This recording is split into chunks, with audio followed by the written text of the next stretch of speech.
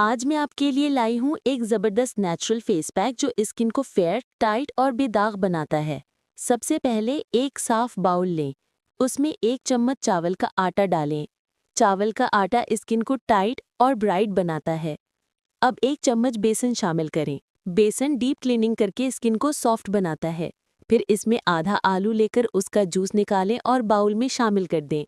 आलू का जूस चेहरे के धब्बे, पिगमेंटेशन और डार्क स्पॉट्स को कम करता है। अच्छी तरह मिक्स करें, यहाँ तक कि हमवार सा पेस्ट बन जाए। अब इस मास्क को ब्रश या हाथों की मदद से पूरे चेहरे पर लगाएं। 20 मिनट के लिए छोड़ दें। जब मास्क खुश्क हो जाए तो नॉर्मल पानी से चेहरा धो लें। सिर्फ चंद इस्तेमाल में आपको अपनी स्किन में वाज़े नरमी, चमक और सफाई नजर आएगी। बेनिफिट्स: रंगत निखारता है, सनटैन और दाग धब्बे कम करता है, चेहरे की फाइन लाइंस को टाइट करता है, ऑयली स्किन को कंट्रोल करता है, स्किन को फौरी ग्लो और फ्रेश लुक देता है।